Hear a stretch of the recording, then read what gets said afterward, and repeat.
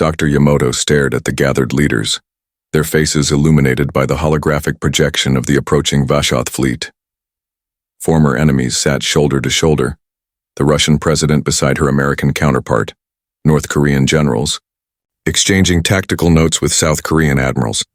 The Vashoth vessels operate on quantum entanglement principles, she explained, manipulating the display to highlight the alien propulsion systems.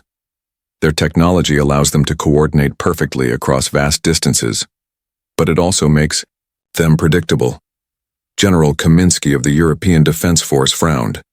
Predictable doesn't help when they outgun us 1,000 to 1. Actually, it might, interrupted a voice from the back of the room. Heads turned as Aisha Okafor pushed through the crowd. The engineer's reputation preceded her, brilliant, unconventional, and notoriously impatient with bureaucracy. She projected her own data alongside Yamamoto's. Look at their attack patterns from previous conquests. Okafor pointed to mathematical sequences describing Vashoth battle formations. Perfect symmetry, perfect timing. They fight like machines, not warriors. President Chen of the United Asian Coalition leaned forward. And how does that help us survive? Because, Okafor smiled grimly, no machine ever created can match human improvisation. Their perfection is their weakness. As the strategy session continued into the night, Dr. Yamamoto slipped away to her temporary quarters beneath the mountain complex. She collapsed into a chair, the weight of humanity's survival pressing down on her shoulders. On her tablet, personal, messages accumulated, her brother in Tokyo, friends at universities worldwide, former students now scattered across colonies on Mars and Europa. All reaching out, seeking reassurance she couldn't honestly provide. Instead of responding, she opened the original Vashoth transmission again. Something about the mathematical structure nagged at her. The aliens had chosen a universal language, mathematics, but the specific format seemed oddly familiar. A knock at her door interrupted her thoughts. Commander Wei entered, his uniform crisp despite the late hour. The Defense Council approved your resonance theory, he said without preamble. My team leaves for the asteroid belt in 3 hours to set the trap. Yamamoto nodded, studying the man who would lead humanity's first military response. His file listed decorated service in the Pan-Pacific conflicts, expertise in zero-gravity combat, and a reputation for unconventional tactics. What it didn't capture was the quiet intensity in his eyes. The reconnaissance vessel will follow established patrol routes, Wei continued. If your calculations are correct, we'll intercept near Ceres. And if I'm wrong? Wei's expression didn't change. Then I introduce myself to our new overlords personally. He turned to leave, then paused. Your theory about their communication patterns, it's solid work. It's incomplete, she admitted. There's something in their transmission structure I can't place. A pattern beneath the pattern. Wei considered this. When we capture their scout ship, you'll have more data to work with. You sound very confident about a mission with an 18% survival probability. For the first time, Wei smiled. Doctor, if humanity based its greatest achievements on probability, we'd still be hunting with sticks. Sometimes the impossible just takes a little longer. After he left, Yamamoto returned to the alien transmission. In 6 lunar cycles, the Vashoth would arrive expecting submission. Instead, they would meet the most unpredictable, adaptable, and stubbornly resilient species they had ever encountered. The fight for humanity's future had begun. Commander Wei watched through his helmet visor as the Vashoth scout ship grew larger against the backdrop of distant stars. His team's modified ice hauler drifted silently, its engines cold, its profile nearly indistinguishable from the surrounding debris field. The 12 members of Earth Special Tactics floated in formation. Behind him, their adaptive camouflage suits blending with the vessel's hull. Proximity alert, Specialist Rodriguez whispered through the comm. Target will pass within 100 meters in 40 seconds. Wei felt his heartbeat steady as adrenaline gave way to focused calm. Remember, non-lethal approaches if possible. We need prisoners who can talk. The alien vessel slid past their position with eerie grace, its obsidian surface absorbing rather than reflecting light. Up close, Wei could see intricate patterns etched into the hull, mathematical sequences that seemed to shift and flow like liquid. Now, Wei commanded. 12 magnetic grapples fired simultaneously, their cables finding purchase on the Vashot hull. The sudden attachment triggered alarms within the scout ship, but the Earth team was already in motion, using the cables to reel themselves toward breach points identified in their briefing. Wei reached the primary airlock first, applying the molecular disruptor designed by Okafor's team. The alien metal resisted briefly, then surrendered with a whisper as the lock mechanism disengaged. Inside, atmosphere hissed as the ship's environment met the vacuum of space. Breaching now, Wei reported. Team Alpha, with me. Team Beta, secure the engine room. The interior was bathed in violet light that pulsed like a heartbeat. Wei led his team through narrow corridors that seemed designed for taller beings. At the first junction, they met resistance. The Vashoth warrior stood nearly 7 feet tall, its chitinous exoskeleton reflecting the ship's lighting in iridescent patterns. Multiple limbs moved with insectoid precision as it raised what appeared to be a weapon. Lieutenant Khatri fired first, the resonance disruptor sending waves of precisely calibrated electromagnetic energy toward the alien. The effect was immediate. The Vashoth stumbled, its movements becoming uncoordinated as the weapon affected its neural pathways. Before it could recover, Wei's team had it restrained with adaptive bindings. Command center ahead, Wei indicated, checking the ship's schematic, projected in his helmet display. Prepare for... The ship lurched suddenly, artificial gravity fluctuating. Through his comm, Wei heard Team Beta's panicked report. Engine room compromised. They're initiating some kind of emergency protocol. Wei made a split-second decision. All teams accelerate timeline, secure objectives, and prepare for immediate extraction. His team breached the command center to find 2 more Vashoth operating controls that resembled crystalline growths more than mechanical interfaces. Resonance weapons dropped one immediately. The second turned toward the humans, its compound, eyes reflecting their armored forms as it triggered a control sequence. Stop it, Wei ordered, but too late. Throughout the ship, systems began shutting down, a self-destruct protocol. Lieutenant Khatri rushed forward, firing her disruptor at our point-blank range. The alien collapsed, but the countdown continued. Team Beta, status on engine containment? Deteriorating, Commander. We can't stop it from here. Wei made the call that would cost him 4 team members but save Earth's first real chance against the invasion. Beta, extract the propulsion core components according to Okafor's specifications. Alpha, secure these prisoners. All teams, you have 4 minutes before this ship becomes a miniature sun. As his soldiers worked with desperate efficiency, Wei downloaded the ship's navigation database to a portable drive. The real battle wasn't here in the asteroid belt. It was in the laboratories and workshops of Earth where these alien technologies would become humanity's best hope for survival. The Resilience, Commander Wei's flagship, shuddered as Vashoth energy weapons glanced off its reinforced hull. On the command deck, holograms displayed the chaotic battle unfolding across Mars's orbital plane. 30 human vessels, a patchwork, fleet of retrofitted mining ships, colony transports, and hastily constructed fighters, darted between the massive Vashoth dreadnoughts. Phalanx 3 is taking heavy fire near Phobos, reported Lieutenant Khatri, her voice steady despite the strain. Resonance weapons offline. Wei studied the tactical display. Order Captain Mbeki to withdraw behind Deimos and regroup with Phalanx 2. Sir, that leaves the Utopia colony defense grid exposed. Exactly what I want the Vashoth to think, Wei replied. Execute Maneuver Sierra 9.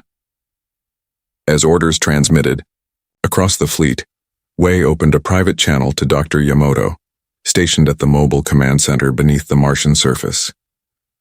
Elena, I need a status update on the resonance calibrations. Her holographic image flickered with interference. The Vashoth are adapting faster than expected. Their shield harmonics shift every 8 minutes, 17 seconds. We've identified the pattern, but our weapons need precise recalibration each cycle. Can you automate the process? Already done. Uploading new frequencies now. On the tactical display, Wei watched as human ships executed a complex series of maneuvers that appeared, at first glance, to be a disorganized retreat. In reality, they were positioning the Vashoth fleet exactly where he wanted them. Supreme. Warmaster Kavar follows standard conquest protocols, Wei murmured. Always the same opening moves, always the same responses to resistance. The enemy commander had positioned his 3 largest dreadnoughts in a triangular formation above Mars's northern hemisphere, protecting their flanks while their main cannons targeted the largest Martian settlements. Precisely as predicted in Dr. Yamamoto's behavioral analysis. All ships execute Deimos Gambit on my mark, Wei ordered. 3, 2, 1 mark. Across the battlefield, human vessels suddenly broke from their apparent retreat, accelerating at speeds the Vashoth targeting systems couldn't track. Using Mars's smaller moon as both shield and slingshot, the phalanx squadrons curved around, in attack vectors that mathematical probability had deemed irrational, but human instinct recognized as inspired. Resonance weapons at full charge, Khatri announced. New frequency locked. All ships fire on designated targets. The space around 3 Vashoth dreadnoughts rippled as invisible waves of electromagnetic energy washed over them. For a moment, nothing happened. Then, one by one, their lights flickered and died, weapon systems powering down as their crews succumbed to the disorienting effect. Direct hit on primary targets, Khatri confirmed. Dreadnoughts Alpha, Beta, and Gamma neutralized. Wei allowed himself a brief moment of satisfaction before refocusing. Launch boarding parties immediately. Secure those ships before they can initiate recovery protocols. He opened a channel to all Earth forces. The Vashoth expected us to follow. Predictable defensive patterns. They expected fear. They expected surrender. He paused, watching as human boarding crafts approached the disabled alien vessels. Instead, they're learning what happens when you corner a species that has spent its entire evolutionary history overcoming impossible odds. Across the fleet, cheers erupted over the comms. But Wei knew this was only the beginning. On his private screen, long-range sensors showed hundreds more Vashoth ships arriving at the edge of the solar system. The real test of humanity's resolve was still to come. Dr. Yamamoto adjusted the environmental settings in the Antarctic laboratory's isolation chamber. Through the reinforced transparent barrier, scientist overseer Krathal watched her with compound eyes that seemed to calculate her every movement. The Vashoth prisoner's chitinous exoskeleton had a dull sheen under the specialized lighting, designed to accommodate the alien's visual spectrum without causing discomfort. Your species continues to confound expectations, Krathal said, the translation software rendering the clicks and vibrations into smooth English. The psychological warfare campaign has failed. No previous species has maintained resistance after witnessing the historical record. Yamamoto arranged the holographic interface between them. Perhaps you've been conquering the wrong species. There is no right or wrong in conquest. Only the efficient and the obsolete. She smiled thinly. A perspective that reveals much about your civilization's limitations.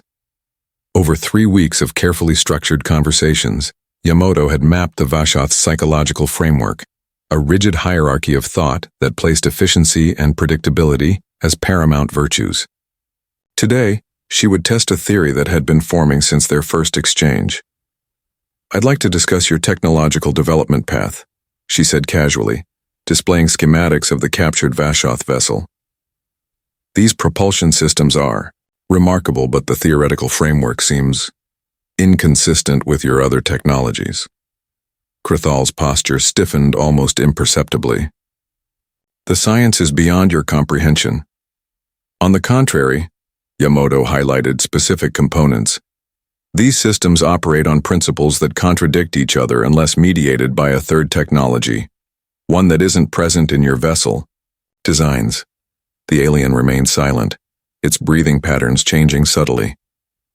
Your species didn't develop these technologies organically, did you? Yamamoto pressed. They were provided to you. For several seconds, Krathal remained motionless. Then, with movements so slight they nearly escaped notice, the Vashoth scientist made a gesture that the translation software identified as indicating reluctant agreement. The progenitors uplift worthy species, Krithal finally responded. They provide the means for expansion. We provide service.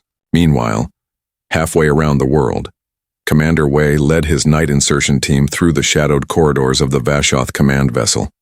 Adaptive camouflage rendered his squad nearly invisible as they approached the ship's data core. The mission had already cost him 3 soldiers, good people who had families waiting on Earth. He pushed the thought aside, focusing on the objective. Central Archive ahead, whispered Specialist Rodriguez, scanning through the bulkhead with portable equipment adapted from Vashoth technology. 2 sentries. Wei signaled the team to hold position. Resonance disruptors lowest setting. We need them disabled, not dead. The operation proceeded with precision born of desperate practice. Within minutes, Wei stood before the towering crystalline structure that housed the Vashoth command network. He inserted the extraction device Okafor had designed specifically for this mission. Download initiated, he reported through his encrypted communicator. Estimated completion time, 7 minutes. The ship's patrol cycles will bring reinforcements past your position in 6 minutes, came Okafor's voice from mission control. Then we'd better work fast, Wei replied, scanning the flowing alien script as it translated on his helmet display. There's something here. Star charts, coordinates. Wait. He paused, focusing on a particular data stream. I'm seeing communications intercepts. Multiple species, multiple star systems, coded resistance messages. Wei felt a surge of hope as the implications became clear. We're not alone in this fight. There are others out there still resisting after all this time. A proximity alarm flashed in his helmet. Incoming hostiles, multiple signatures, Rodriguez warned. Wei made the call.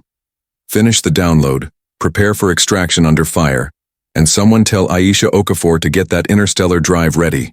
We're going to need it sooner than expected. Dr. Yamato stood on the observation deck of the diplomatic vessel Horizon as it descended through the methane clouds of Nereus IV.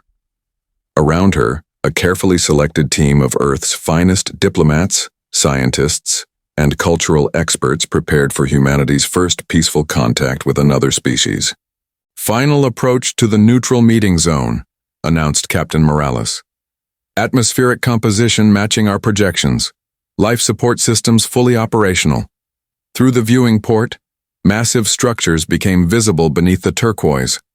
Waters covering the planet's surface. Geometric shapes unlike anything built by human hands, pulsing with bioluminescent energy that created ever-shifting patterns. They're beautiful, whispered Dr. Halavy, the xenobiology specialist. Yamato nodded. And terrified. Remember, the Nereids have endured 3 centuries of Vashoth occupation. Trust won't come easily. The Horizon settled onto a floating platform, constructed specifically for the meeting, a gesture of good faith from the Nereid leadership. As the airlock cycled, Yamato reviewed her opening remarks one final time, knowing that these first words might determine the future of both their species. The outer door opened to reveal 3 Nereid representatives, humanoid in basic shape but clearly evolved for an aquatic environment. Their translucent skin revealed complex circulatory systems that pulsed with iridescent fluids. Elaborate respiratory apparatus circulated water around their gill structures. Yamato stepped forward, making the greeting gesture their xenolinguists had deciphered from intercepted Nereid communications. I am Elena Yamato of Earth. We come, seeking friendship and alliance against our common enemy. The central Nereid, distinguished by elaborate markings across its cranial ridge, responded in a melodic language that the translation software rendered with surprising fluency. I am Elder Maris of the 9th Depth Council. Your arrival was prophesied in the Tide Songs, though many doubted. Prophesied? Yamato asked, surprised. The breaking of chains requires the species that asks why when others accept because, Maris explained.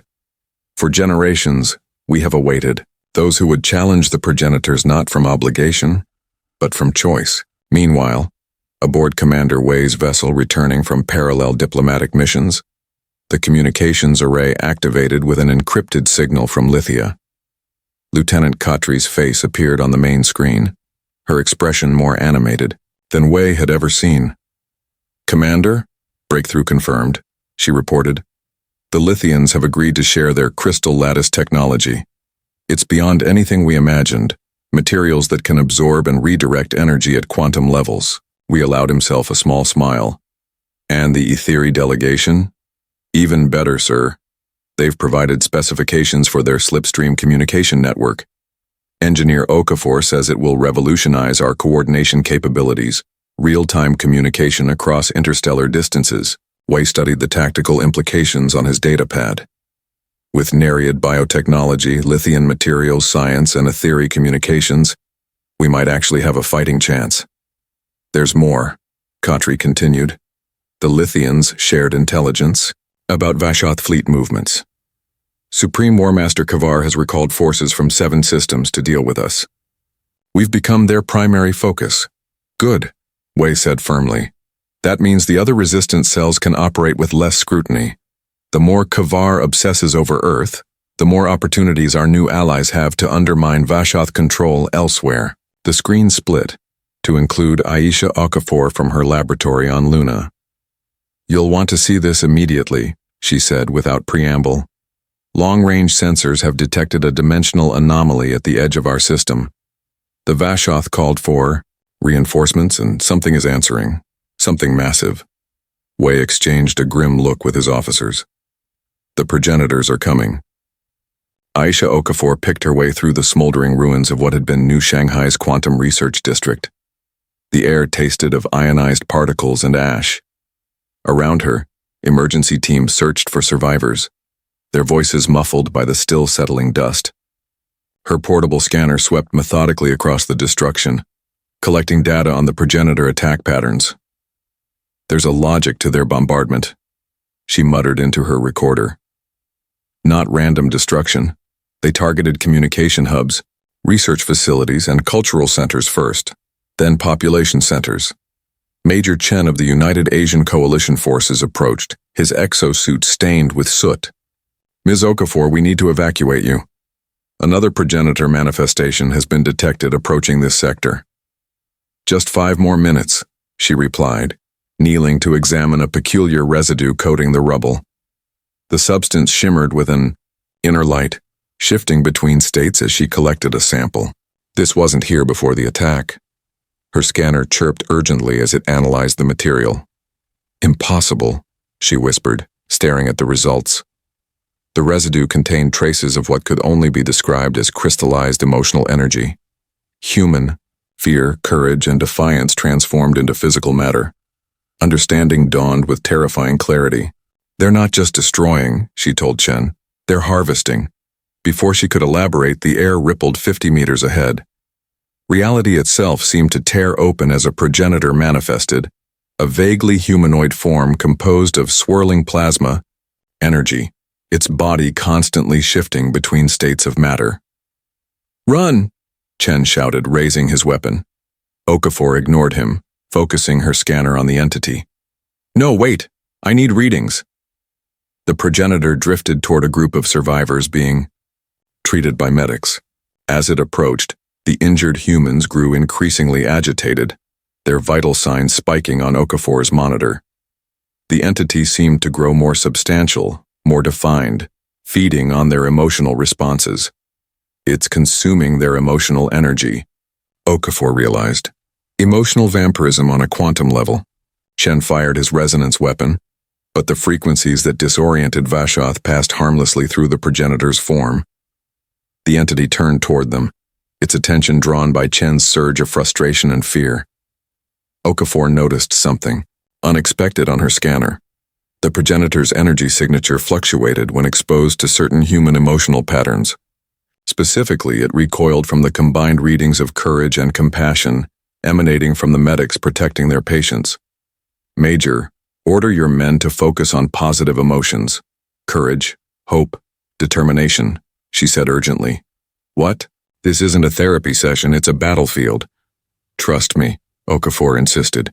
"Think about what you're fighting for, not what you're fighting against." Chen hesitated, then relayed the bizarre order.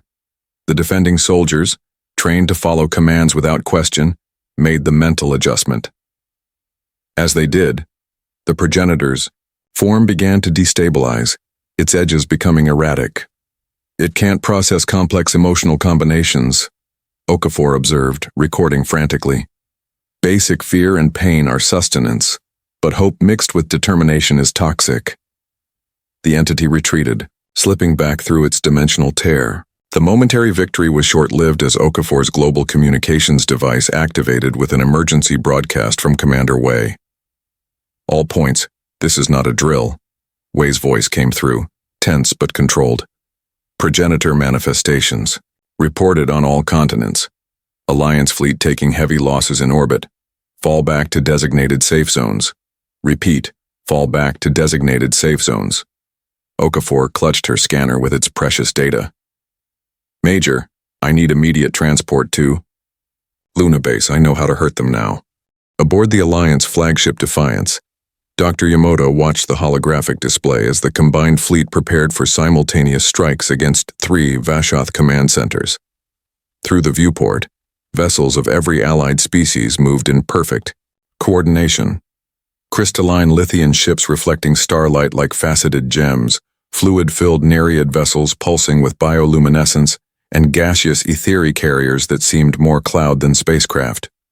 All battle groups report ready, Lieutenant Khatri announced from her station. Liberation protocol loaded into deployment drones. Yamato turned to Scientist Overseer Krathal, who now wore the insignia of the Vashoth Reformation movement. The alien's carapace had been modified with intricate etchings, symbols of individual expression forbidden under progenitor influence. Your people are prepared for the transition? She asked. Krathal made a gesture of solemn affirmation. 3,000 cycles of servitude end today. Many will not adapt easily to freedom. Freedom is never easy, Yamato replied. That's why it's valuable. Their conversation was interrupted as Commander Wei entered the bridge, his uniform bearing the scars of recent battles. Despite exhaustion etched into his features, he moved with purpose. The Liberation Protocol is our most effective weapon, Wei addressed the assembled command staff. Once deployed, it will disrupt the control systems binding Vashoth ships to progenitor influence. But timing is critical. All 3 command centers must be targeted simultaneously before the progenitors can adapt. On the tactical display, Wei highlighted the primary targets: Proxima Centauri's military headquarters, the shipyards orbiting Epsilon Eridani, and the communications hub at Tau Ceti. Each strike team will be led by human tactical advisors, Wei continued. Our unpredictability remains our greatest advantage. The Vashoth resistance fighters will guide you through their systems, but when engagement protocols fail, and they will fail, you'll need to improvise. Throughout the fleet, human officers integrated with alien crews, teaching improvisational tactics that contradicted centuries of rigid Vashoth military doctrine. Former enemies became students, then comrades, united against their true oppressors. Aboard, a Vashoth dreadnought recently liberated through Krathal's growing resistance movement, Engineer Okafor made final adjustments to the Liberation Protocol deployment system. The virus operates on quantum entanglement principles, she explained to the Vashoth technicians. Once activated, it will spread through the progenitor's own control network, turning their connection against them. The senior Vashoth engineer, still adjusting to independent thought after centuries of conditioned obedience, studied the human designs with growing comprehension. You have accomplished in weeks what our species could not conceive in millennia, he observed. How is this possible? Okafor smiled. Because you were never permitted to fail. Failure, mistakes, wrong turns. These are humanity's greatest teachers. Your perfection was your prison. As the countdown to synchronized assault reached its final minutes, Commander Wei opened a channel to all Alliance vessels. Today we fight not just for Earth, not just for our new allies, but for something the progenitors can never understand. The right of all sentient beings to choose their own destiny. They believe their power makes them gods. Today, we show them what humans have always known. Gods can bleed. A cheer resonated through the fleet, translated across a dozen alien languages but united in purpose. The liberation had begun. Admiral Wei stood on the bridge of the Resilience, the massive dimensional gateway filling the view screen before him. Swirling dark energy patterns surrounded the collapsed star, forming a hypnotic vortex that connected our universe to the progenitor's realm. Around the human flagship, the largest fleet ever assembled in galactic history moved into position. Vessels from 17 liberated species, each contributing their unique technologies to the final assault. Progenitor entities emerging from the gateway, reported Lieutenant Khatri. Initial count exceeds 2,000. Wei nodded, his expression resolute. Deploy emotional harvesters as planned. All ships maintain formation. Throughout the fleet, specially designed chambers activated containing human volunteers connected to Okafor's revolutionary technology. These brave men and women, artists, soldiers, teachers, parents, channeled their deepest emotions, amplified and focused into weapons more powerful than any conventional armament. Dr. Yamato monitored the emotional signatures from her station. Primary emotional catalysts online. Courage, hope, determination, compassion, all within optimal parameters. The first wave of progenitor entities approached, their plasma forms warping space around them. Where they encountered the projected, emotional fields, they recoiled violently, their energy signatures fluctuating erratically. They're attempting to adapt, Yamato observed, shifting their quantum resonance to filter our emotional projections. Engineer Okafor, manning the science station, made rapid adjustments. Recalibrating emotional harmonics. They can't adapt to what they don't understand. The complexity of human emotional combinations exceeds their processing capabilities. The battle unfolded across dimensions, conventional weapons proving largely ineffective against the energy beings, while the emotional harvesters gradually poisoned their essence. Alliance casualties mounted as progenitor counterattacks shattered hulls and overloaded shield systems. Wei accessed the tactical overlay displaying the combined scientific input from all species research teams. The gateway's resonance frequency has been identified. Position the Resilience for final approach. As the human flagship advanced toward the dimensional rift, the progenitors concentrated their attacks upon it. Allied vessels moved to intercept, sacrificing themselves to clear a path. Nearid biotechnology regenerated damaged sections of the Resilience's hull, while lithium crystal matrices redirected enemy energy attacks. In the ship's core, Okafor monitored the emotional energy warheads, devices containing the distilled essence of humanity's most powerful qualities. Gateway in range, she reported. Warheads primed. Wei opened a channel to all surviving ships. All vessels, execute withdrawal pattern Omega. Get clear of the blast radius. He turned to his bridge crew, humans alongside representatives from every allied species, their faces illuminated by the glow of the dimensional gateway. Through this portal, beings who considered themselves gods brought suffering to countless worlds, Wei said. They believed emotion was weakness, diversity was inefficiency, and freedom was chaos. Today we prove them wrong. He nodded to Yamato, who initiated the launch sequence. Fire.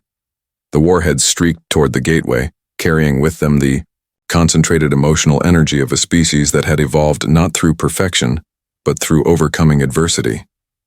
As they detonated, the very fabric of space-time shuddered. The swirling vortex collapsed inward, its light intensifying briefly, before imploding with a silent flash. Where the gateway had stood, only scattered stellar debris remained. Long-range sensors confirmed what seemed impossible. The interdimensional rift had sealed completely, trapping the remaining progenitors in their home dimension. For a moment, silence filled the bridge. Then, across every communication channel, in languages from 17 different worlds, cheers erupted. The impossible had been accomplished. Humanity had led the way to victory against gods.